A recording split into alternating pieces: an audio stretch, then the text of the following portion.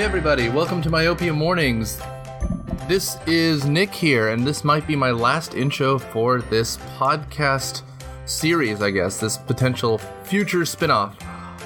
Scott is taking over hosting duties, and so this is the first one where he hosts, and of course, me, I have a hard time giving stuff up, so I interrupt him way too much, but he does a great job. If you couldn't tell from the title, this is the Billy West and John Kay and Bob Camp classic Ren and Stimpy. And I'm proud to announce that we even have our first sponsorship, so let's get to it before I go on too long. Yes, Log. All kids love Log. What rolls downstairs, the motor impairs, rolls over your neighbor's dog. What's great for a snack and fits on your back? It's Log, Log, Log. It's Log, Log. It's big, it's fatty, it's wood. It's Log, Log. It's better than bad, it's good. Everyone wants a Log. You're gonna love it, Log. Come on and get your Log. Everyone needs a Log. Log from Blammo.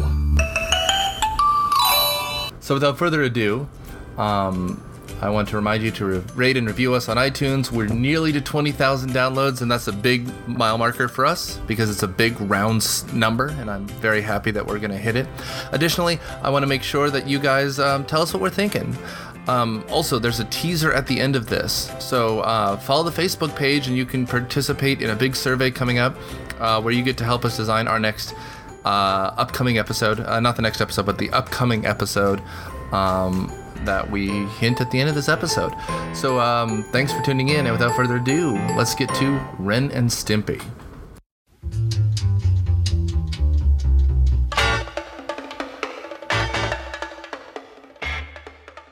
10, 9, 8. The White Rocket Podcast, hosted by Van Allen Plexico, covering the entire universe of popular culture, movies, TV, books, comics, music, and more, with interviews, convention panels, discussions about current and classical works, and much more. The White Rocket Podcast. It's one long conversation with a variety of guests about the best of popular culture.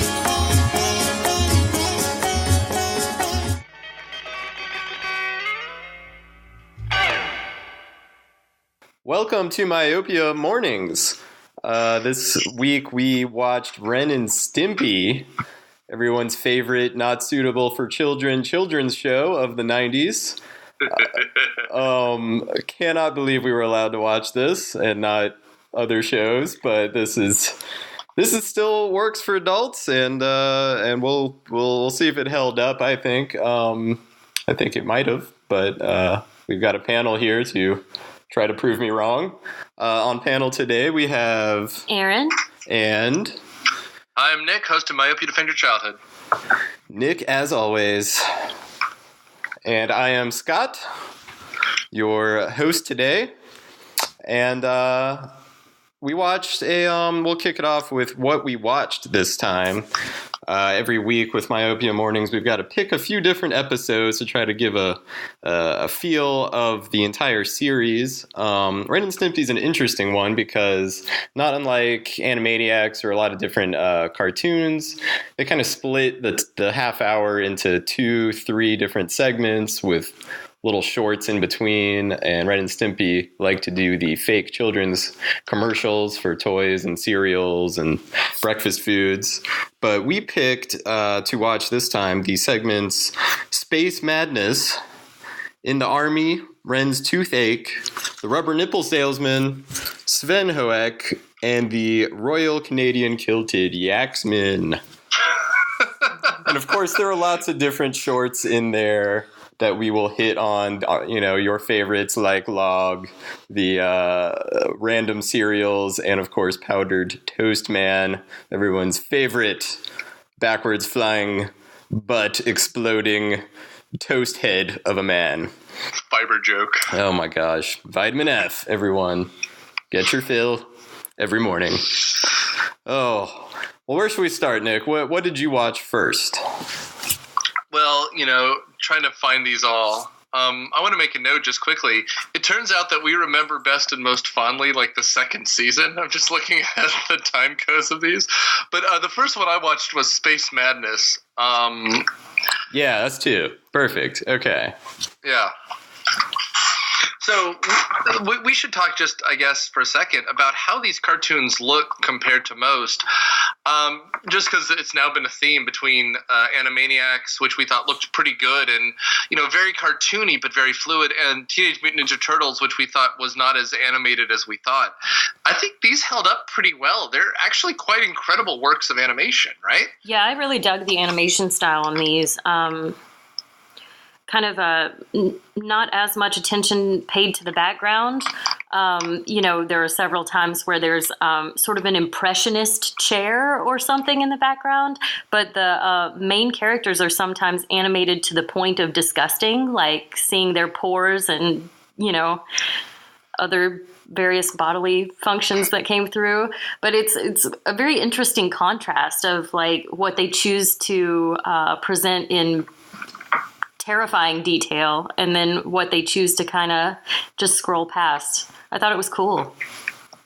Well, and it, like you said, it has a weight to it. It has a feel to it. I mean, the kind of general red and white Stimpy and the kind of Chihuahua Ren is a standard fixture, but John Kay is kind of famous for never using the same still twice, the same character model twice, and you really get a depth of feel. Like, these characters are not only cartoony, but they never look the same, and it does feel, especially in this Space Madness episode, very over the top. But yeah, since we both started here, Scott, did you want me to give you a plot summary of this kind of episode? Sure, if you can call it a plot, go for it. Well, it's kind of neat because it starts out with Ren and Stimpy sitting down because they're going to watch Stimpy's favorite TV show, which he finds no irony in the fact that the names are the same.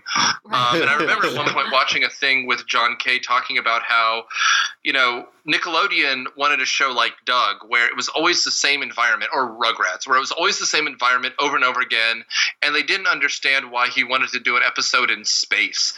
And John Kay's argument was kind of like, well, why would it matter? Like, Bugs Bunny was sometime in space for no reason, right? Yeah.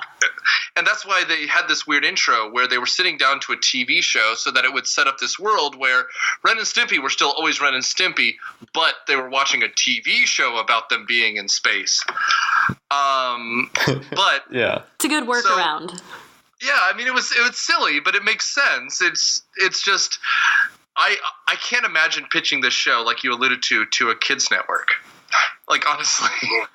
But regardless. Yeah, I mean, it's the wacky adventures of a dog and a cat, and that's about it. Which sounds harmless until you actually watch this show. Yeah. But, I mean, flipping it around, it's like South Park being picked up because of the Spirit of Christmas, that weird animated short that they made for Fox, like some Fox like head of department who thought it was just funny that these animation guys out of the University of Colorado had something so ridiculous. I think this was G.D. George Liquor that got them this show. So John Kay made this weird animated show about a dog and a cat, which is just, it's Tom and Jerry. It's just like, of course, you go from rat to cat. It's the Itchy and Scratchy Poochie episode joke, right? Yeah. No. The logical projection is from cat to dog next. So it's a cat and a dog. And of course, he's a dog who looks like a rat. Yes. And he's voiced by some methed out, John Kay or Billy West, depending on the season. Coked out, I should say. Yeah. But regardless, this is a weird episode. I guess you could say that for everything. Also, I realized Ren goes crazy in almost everything we watched. Yeah, So that's a recurring theme. If it's not Ren going crazy and going berserk, then it's some character goes crazy and berserk, like a Yak or Ren or someone else. There's always someone just being pushed too far. And Stimpy is the nurturing, often maternal one. But they're doing a Star Trek parody in the year 400 million, where it's literally something like everything here in this series is spaced in the 1950s, Yeah. right? And they're doing some sort of, I don't know, what's Star Wars based on secretly? Some Japanese. The Hidden Fortress. Whatever. Yes, exactly. Yeah, what's that space show? Well, the opening of the show within the show has the spaceship flying, but it's clearly like a wind-up toy from the 50s. Yeah, it even with cuts stickers to like over the it. toy. Yeah. But yeah, and so this is about them being off on their 16-year mission, and after about 20 minutes, they have to set it to autopilot for the next 16 years. So they're then just trying to deal with potential space madness as Ren is literally going insane. And it's wonderful to watch him go insane. And that's really, I feel like the animation style you were talking about, you really notice that whenever Ren especially starts losing it, because his face is just totally, it's just like a different character every face he makes. Yeah. And it's never the same twice. And like, as you see him in the bathtub, like talking to his ice cream sandwich, which is just a bar of soap.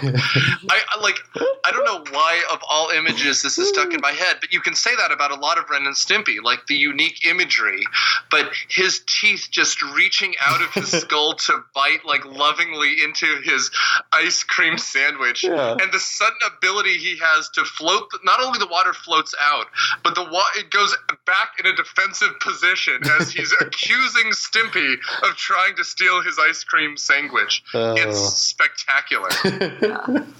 This was easily, to me, this was the most easily watchable and most entertaining of the episodes we watched, because I mean this was fast paced. It was cut quickly.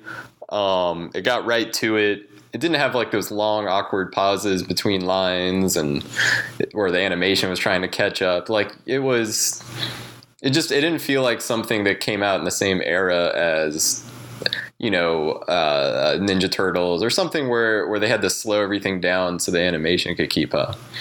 And there was a lot to look at here too. There were a lot of sight gags in this one that I really enjoyed. That I enjoyed picking up on that haven't been quite so obvious in the other episodes that we've done. I mean, especially not in the Ninja Turtles. There was just nothing there, but just little things like Stimpy is wearing an oxygen, one of those oxygen bubbles that's supposed to go over your whole head so you can breathe, but his head's so fat that it only goes over his eyes. And just kind of how funny that is, because the whole point in the damn thing is so that you can breathe. And he's got his nose and his mouth outside of it. Just little things like that that really made this episode enjoyable for me. Well, and even the setup that he has all the toys and the costumes and the underwear and the matching decoder ring, none of which is in the show, but in the show there's other things that he could try to buy as costume equipment. Oh, yes, right? Absolutely, yes. Yes. Well, and even, God, all of it. Even the kind of 1950s throwback future technology kind of stuff, which is great. Throughout the whole thing. Yeah, the kind of stuff you'd see on Lost in Space or actual space television shows from that era. Well, and the fact that it's based on, I guess, something like a Flash Gordon kind of thing, right? It feels all the more weighty because the whole point of those shows is to the Star Trek kind of, explore new worlds and that kind of thing. But on their ship, they have the history erasing button. Yeah. I mean, the punchline is that Ren has gone so mad, he realizes that the only one who is going to stop him is Stimpy. So what if he tricks Stimpy into destroying everything? But they have this giant red button that destroys all history, which is so great. The giant red shiny candy-like button, and there's the narrator. Yeah, the narrator becomes part of the show, and it's just like more and more elaborate, getting Stimpy closer and closer to touching the button that he's sworn to protect and never touch. And of course he touches it, and of course he touches it immediately. And the show disappears. Yeah, all the characters disappear, and he erased everything. It's perfect.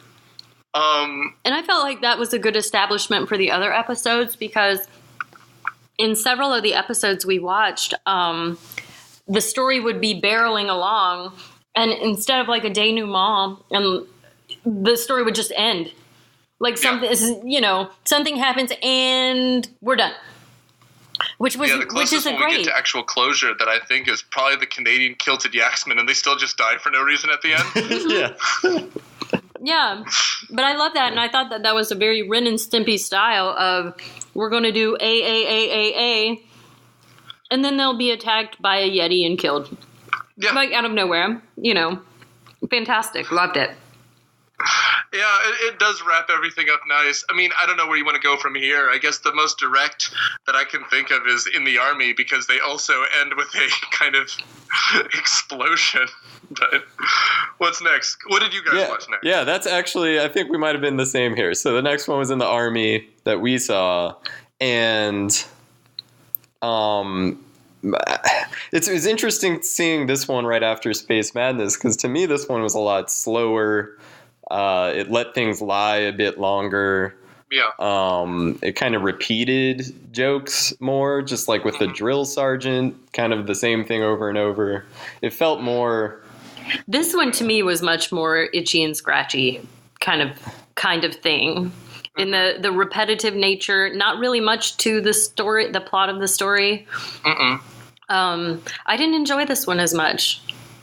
No, I in general liked when Ren broke down again. I thought his craziness was pretty great here, where he goes, "It's all so clear to me. I'm the keeper of the cheese, and you're the lemon merchant." And he just snaps. Like, he goes, "And little Missy, don't worry, I'm going to save you." And, like, I will say something about this in general. The music in it, all of them, is phenomenal. There's never deadness, like there's never silence. There's, even when he's going, like, he's not nuts, but he's just, there's just kind of this empty sound. There's always like a dread in the music. There's always something terrible is about to happen, or something sinister is going to happen inside their head, especially around Ren. And then they kind of drive it with the and I underlined the sound effects. The sound in this show, not just this episode, but it really in the show altogether, it's so disorienting. I mean, they purposefully, in a great way. So you take like droning, just in the background music and pair it with sound effects that barely match up with anything they're doing. And and just like the animation, they change it like every time. Poking Stimpy is going to sound different each time. Sure. And we'll get to it as we get to the various ones, but exactly. as like when the walrus says, "Call the police," and Ripple Salesmen, or Ren is going crazy. Like, when Ren goes crazy, it sounds like they shatter a light bulb. You just hear this explosion and then silence, and then his eyes grow huge every single time. Like, the Space Madness does the same thing. When he first snaps and he's in the bathtub, he goes, "He's gonna grab my ice cream," and you're just like, oh my god. And when he straps Stimpy to his back in the army, because in the army, like you said, it's almost a cliched trope, because even Two Stupid Dogs ripped off that episode when they joined the army. Animaniacs, they all have this army episode with the drill sergeant and whatever. I mean, the one note screamer drill sergeant. Yeah. It's all Full Metal Jacket, right? Everyone, Vietnam was a very real threat to the people who wrote all these shows. And so for us growing up later, like, it's just this kind of cliched trope. But it's really interesting to see how each of them do it. I almost want to do, when we do The Simpsons, inevitably, the episode where Homer ends up in the Army Reserves, because everyone joins the Army in the 90s for one episode. For one episode that they get out somehow. No. I mean, in the army, I agree with you in many ways. Frankly, it's the most milquetoast episode. It's the one that you could probably show your parents and them not freak out the most. But I do love kind of progression from them peeling potatoes to Stimpy peeling his nose to them peeling A-bombs. Yeah. Which I thought was great. What did you guys watch next? I watched the Canadian Kilted Yaksmen, but that was much more of a progress of the fact that it didn't want to work at first. Oh, yeah. What did you guys watch next? Next up, we actually watched Ren's Toothache, which that's going the most from disturbing one. Let's do it. Let's jump in. And if you're going from the army to Ren's Toothache, I mean, you're going from here, Mom and Dad, I'm watching Ren and Stimpy, to don't come in here.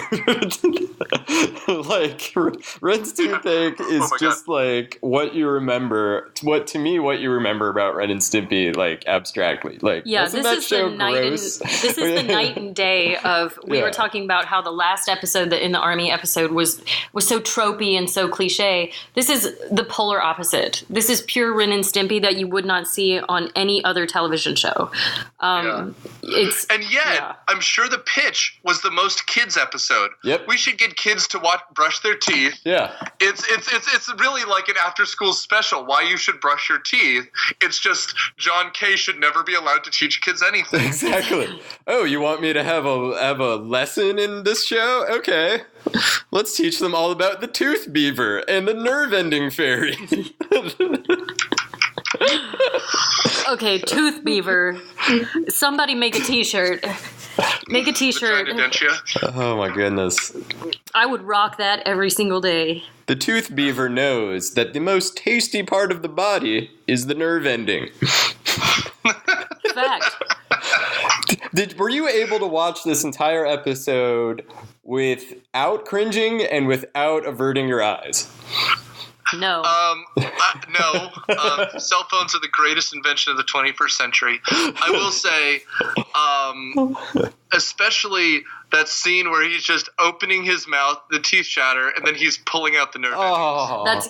That's where you lost me. I'm cringing now without it being on screen. Hey, this is Scott's suggestion, not mine. But he's right. This is an iconic episode. Yeah, and I remembered this one very, very much. I remember the nerve-ending fairy, and I remember just all that grossness, and just thinking, this is Ren and Stimpy. This is what we remember about Ren and Stimpy. I mean, we remember all the commercials and things, and we'll get to that, and the ridiculous animation and idiot and little things Ren says, happy, happy, joy, joy. But the gross, just close-ups and just, with the sound effects. Yeah. I mean, all the little, like, strings for nerve endings, just, Rough,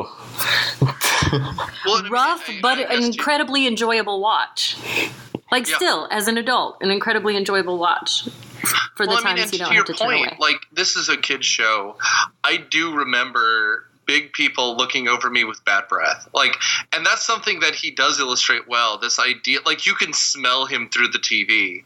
It's, you know what I mean? Like, it's overwhelming the way that Ren is drawn, and even Stimpy, who's clean, has these huge, terrifying teeth in this weird, overwhelming kind of way.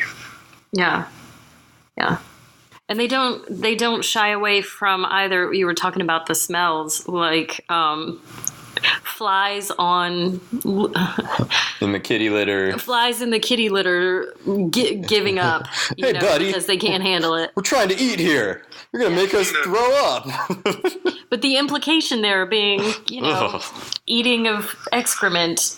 They pulled no punches. I can't believe my parents let me watch this. No to The Simpsons, but yes to Ren and Stimpy. I'll never understand it. Yeah. This is kind of art compared to The Simpsons. Like, The Simpsons was well written, but the animation here is incredible. I am really still blown away by how this looks. Yeah. Again, it was hand drawn. I mean, The Simpsons makes fun of it. John Kay ended up doing a small segment for The Simpsons in the second season, I believe. The one where Bart has a big brother. They're watching The Simpsons, and John Kay actually did animation for it. But by the time the fourth season came around, there was an episode where Grandpa Simpson wrote an episode of Itchy and Scratchy that Bart and Lisa actually wrote, and they do the Emmys. And the joke was that Ren and Stimpy was nominated for an Emmy, but they hadn't actually finished the cartoon yet. Clip not available. Yeah. John Kay actually was notorious for that. In fact, he was fired from the show in the third season, which is why about halfway through the third season, the animation gets much bleaker, and like they start having like Ren's makes like a Pinocchio out of scrambled eggs, and then Stimpy makes one out of scrambled eggs, and Ren just eats it. You have a lot of weird stuff in the 4th and 5th season, which is not worth rewatching, I don't think. But yeah. Well, this episode, this very cringeworthy, not for parents episode, tacks on a log commercial. Yeah. At the end there, so that's a nice segue into the different commercials that make this feel like, like you're watching any other children's show with real cereal commercials and toy commercials. So you get Log here, which I brought up to Erin last night, and she promptly sang the entire song to me. I got all the words right. Yeah. If there was a jingle on Ren and Stimpy, I remember it and can flat nail it. And I don't know why, but Log is thoroughly enjoyable. It is a thoroughly enjoyable segment. Oh yeah, and it's so well done as a cartoon. And it reminds me, like the commercial cartoons that they did. God, the cereals, everything is so perfect, right? The 1950s feel they have. Log, all of them. I like. They have the Log for girls. They have the international Log. I remember so many of these stupid commercials. It's the anatomically correct Log. They had you can just tell they had so much fun with this. They're just like every once in a while scribbling one down. Oh, Frontier Log. We'll do that later. Yeah. I mean, and I remember the theme song to the Canadian Kilted Yaksmen as well, but I'm not going to sing that for you. But I mean, you're right. The end of that, the Ren's. It is so bleak. Followed by, "Hey kids!" Whoever did that announcer voice nailed it. Oh, so well. Oh yeah, for sure. I mean, we can. And the voice work in all of this, I think, is also very good. Yeah, Billy West and John Kay, like they were so. And then the little kid voices that we'll get to that I think were after the Canadian Kilted Yaksmen, where they're grabbing tenaciously to his buttock. You just have these kind of over-the-top kind of cartoonish kids' voices, but it reminds me so much. It's subversive. It's really subversive, and I appreciated that. The next one I watched was Canadian Kilted Yaksmen, but looking at the order, it was probably Sven Hoek or Nipple Salesmen that you guys watched, right? Right, yeah. We hit up Nipple Salesmen. We dove into the wonderful world of selling rubber nipples. Yeah. Which is another one I picked because of a scene that you've already mentioned with the horse and Mr. Horse. And his walrus. Yeah, this is an example of where Ren is actually not the character on screen most likely to have the nervous breakdown. I really enjoyed that scene. We have a horse that comes to the door, and you guys might... The horse was kind of a recurring character. Well, sir, I don't like it. That guy comes to the door. Named Mr. Horse. Mr. Horse. Exactly. And you can tell something ain't right. And I don't know. I loved it. I couldn't remember what else happened in this segment. This is one of the shorter ones. But I just had it in my head of, but do you have any rubber walrus protectors? And then it zooms in on the walrus and just says, call the police. And it just hangs there for a second with that dreadful music and then goes on to the next thing. We need to watch that. There's a fire chief guy, too, who goes, I hate circus midgets. And he smashes them with an axe. I thought you were circus midgets. Yeah. This is an infinitely quotable show. Yeah. Even to this day, this is an infinitely quotable show. I've been hitting up the I shouldn't be saying this out loud because I don't actually remember the word for it, but I get the GIFs. Yeah, I've been hitting up the GIFs lately, and I haven't really hit the Ren and Stimpy GIFs, but I need to because this is an infinitely quotable show. No, sir, I don't like it, and you're an idiot or anything Ren says. Yeah. So stupid.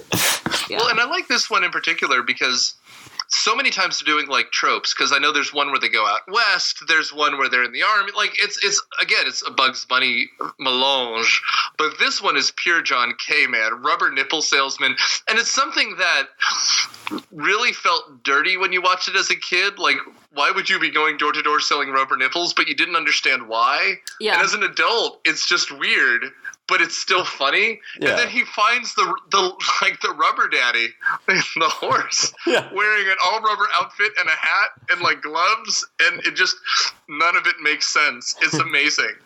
It doesn't even pretend like it makes sense. No. They're driving around in an ice cream truck, for God's sake. Yeah, I mean, it implies that Stimpy invented these rubber nipples, or we're always led to believe Stimpy is just the dumbest creature there is. I'm with you so far. Yeah, and they have this truck for some reason. They've manufactured rubber nipples for some reason. And people want them. Does the horse allude to the fact that he's a serial killer? Yeah, the horse. Yeah. The horse has maybe killed I should before. Make another mistake, or maybe two more mistakes, or whatever it is. It's blood curdling, man. Yeah. It's amazing. Yeah, it's perfect. It's so good, and it is one of those times, like Aaron was saying, where Ren and Stimpy both get to just be normal for a little while, and instead of going crazy or being extra stupid, the other characters get to shine through and steal the scenes.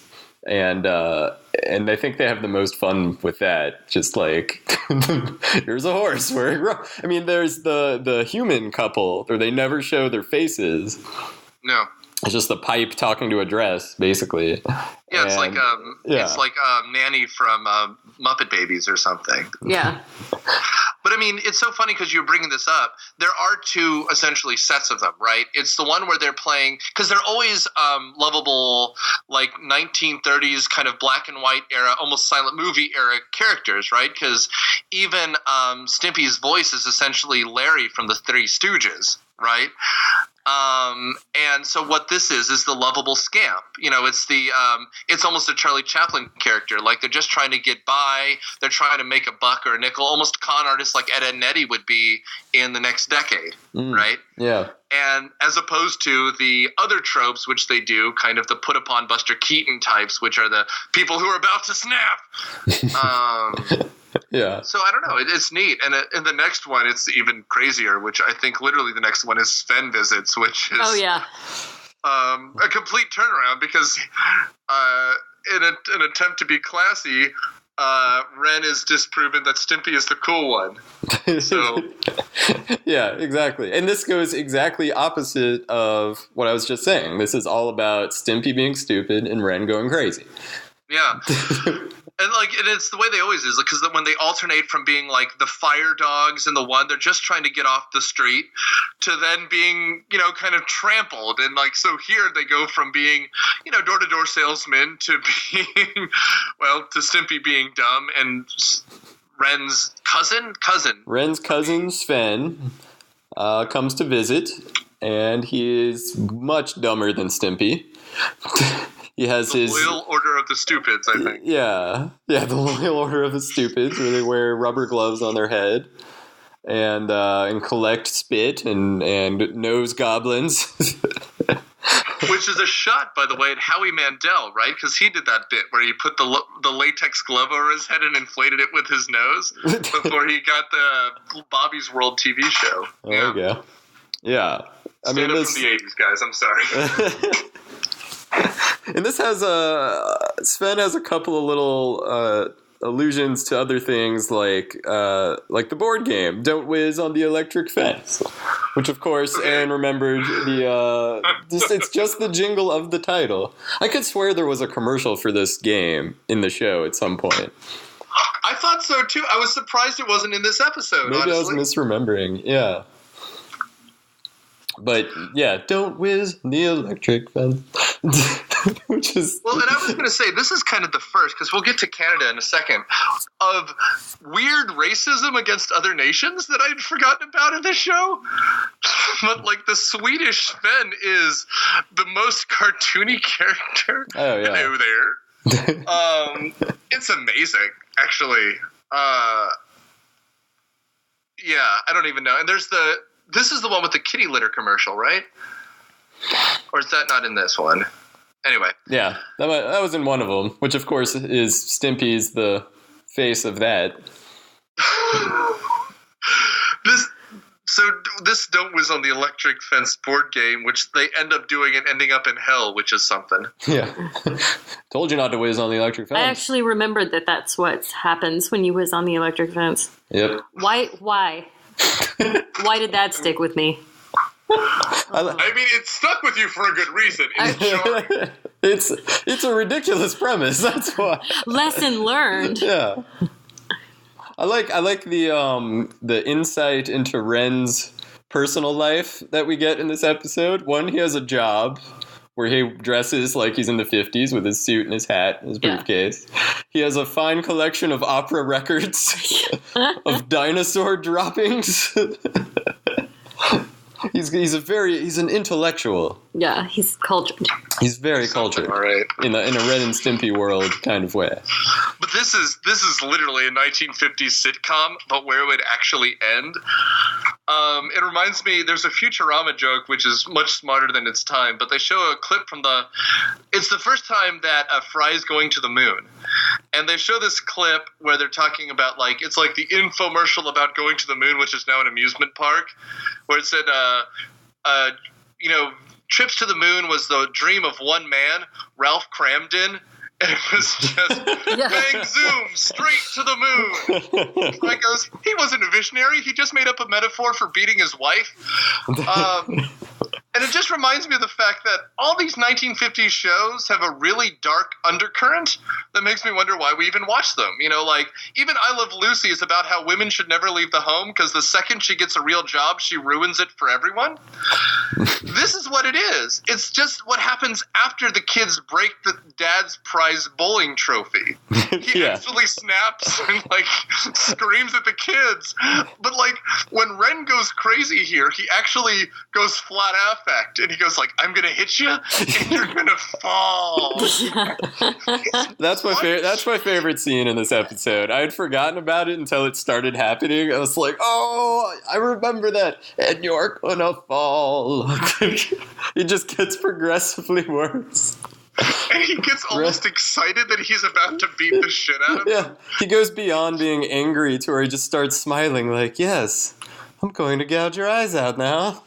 Yes. I mean, and again, and the jingle is prevalent throughout. It reminds me later, much later, in I think the 5th season or 4th season, Stimpy has a fairy godmother called Stinky Whistleteeks or something like that, and he just has this little whistling cue that goes doo-doo-doo, and every time Ren does something mean, he comes and beats the shit out of Ren. You just hear the whistle happen, and he goes, oh no, and he gets punched in the face. And that's kind of what it is. You just hear don't whiz on the electric fence. Even the devil goes, you whizzed on the fence, didn't you? This show happened to all of us. Yes, it did. And we remember these things. These are things that our brain has held on to. Well, and again, watching this reminds me so much of things like Rick and Morty.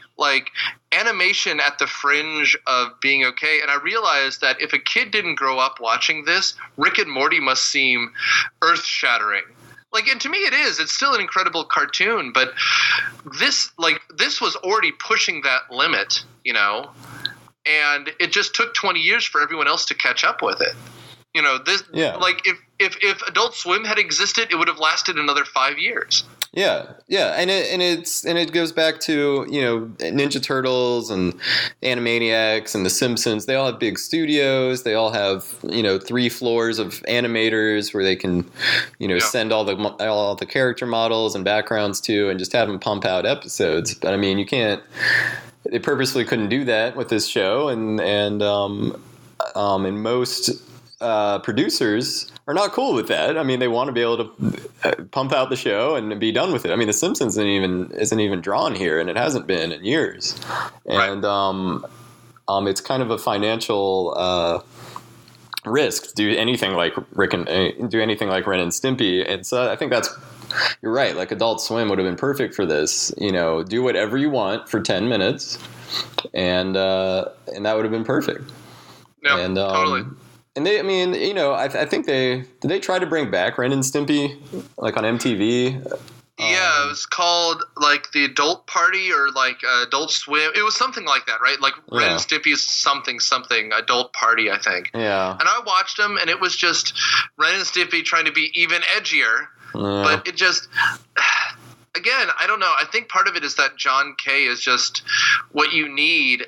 And also, I think artists works best with some sort of timeline, some sort of restraints, because I think if I recall those, like at one point they're working at like a women's spa, and so there's like vague threats of nudity, but of course it's still TV, so you can't really do that. Yeah. And if you're being told, you know, well, this is on Nickelodeon, try to work in some kid-friendly stuff. Oh, okay, well, we'll do a thing about, you know, brushing your teeth. And once they're in that box, they do the Ren and Stimpy take on brushing your teeth, or you know, stuff like that. So. Yeah, no, exactly. And it reminds me of why things like Homestar Runner work. There's that edge to it where it's technically kid okay, but they're trying to be intentionally edgy and try to just get barely around the censors. It's the reason why Cyanide and Happiness is Cyanide and Happiness versus Pearls Before Swine is Pearls Before Swine. One wants to be in the comics page, and one does whatever it wants online. Yeah. And both can be funny, but both have different guidelines to work under. We've gone long for this episode already, so let's talk about Canadian Kilted Yaksmen and then call it an evening. All right. This is the one that I remember first trying to record off the TV, not being able to figure it out, so I attached my parents' camcorder to it and used that to record. So I have a little mini tape somewhere with this episode on it. Wow. It's the song, I imagine. It's catchy as shit, and the whole premise is so absurd. And it's got a lot of Canada jokes, which, you know, I didn't think of at the time, but it's kind of weird, actually. Hands down, favorite episode. Yours? Yeah. I think so. It's up there because it's absurd, but it's more of the child-friendly side, but also there are jokes tucked into all the corners. Exactly. You know, what's Canada's number one natural resource? Dirt. But they have to go on a search for dirt. They don't just look down, they have to go find it. With food. With actual food. Yeah. The defining shovel, I guess. I don't know. But I also love their mission is to find the missing Great Barren Wasteland. Yeah. It's a very honorable mission, yeah. So long story short, they are supposed to be Mounties, but I guess whatever. The Royal Canadian Kilted Yaksmen, and they're in some log cabin somewhere, and they've been given a mission to find the great missing wasteland, barren wasteland, and they're supposed to go on a trek, essentially to the Great Northwest Territory or the Yukon or something like that, they're explorers. While the rest of the Mounties stay with the women, which is a great joke. Yeah. Those poor, poor souls. And Stimpy is literally crying a tear for them as Ren has one of his greatest freak-out moments as he's literally inflating and deflating like a giant airbag. Yeah. I laugh at every time I see. And that's it. They just go exploring across the Canadian wilderness, which goes from desert to tundra to jungle at one point. We finally meet the marmoset. Oh, yeah, the marmoset. They unleashed the marmoset. Yep. Marmoset, running marmoset joke. This show likes to latch on to things. I mean, Yaks were in a different episode. Yeah. Marmosets were in a different episode. They like their words, and those are good words. Yeah. Yaks and marmosets. Yeah. It's a very tiny marmoset just pummeling Ren. It's Help! It's a good part of their comedy, Marx, right? is knowing a word that's funny that a kid would latch onto. Yeah. Exactly. It's exactly what I was thinking. It's very Groucho Marx. It's like, or Krusty's School of Comedy, where he's just like, these are a list of funny names. Walla Walla. Like, you know, Yeah. it's Seattle. Yeah, see, but that's what it is. It's what are funny words? It's Heifer and Rocco riding off into the distance, saying, "What's funnier, bananas or cheese?" This is what it is. It's yaks. It's marmosets. It's we'll eat dirt. It's God. Kilts are funny. Women's clothing. There's no compassion for anyone. There's no sympathy for anyone, and everything is played perfectly straight. Right? There's no they find no humor in anything other than Ren finding it really funny he's about to punch Stimpy. Right, yeah. Yeah, unless they're going insane. Everything is straight, yeah. And so after trucking through the wilderness, they're out of food, they're out of water, after Ren swallows a bunch of bees. And they get to the end of their rope, the yaks start freaking out. And they figure out what they could eat, which is dirt. And they look for a rich dirt vein underground, which made me laugh to no end as a kid. The idea that they have to find...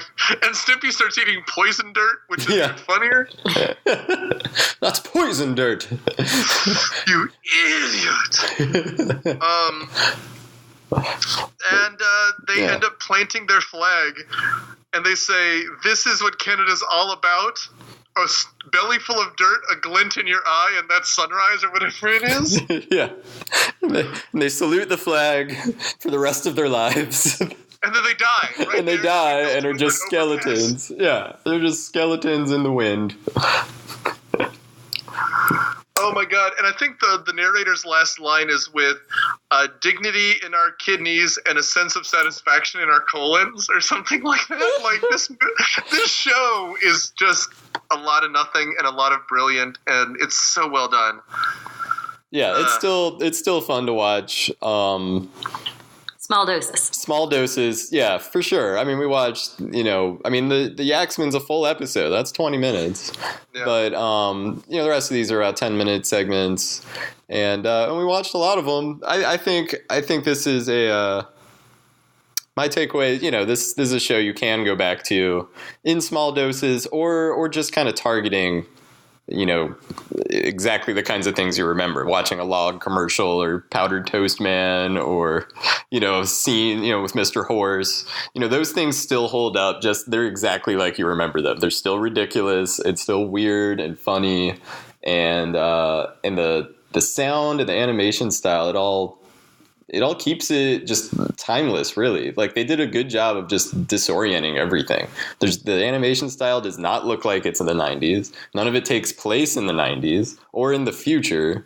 And all the humor is adult enough where it's not lame now, I guess, So I think it did a good job. I mean, I think you can still go watch it. Now, of course, we're talking about the before John K. is fired era, and we did not watch any in the post John K. era. So I think that'd be interesting if our listeners go check some of those out and let us know about any quality drop off or just differences, or if you think it actually improved, anything like that.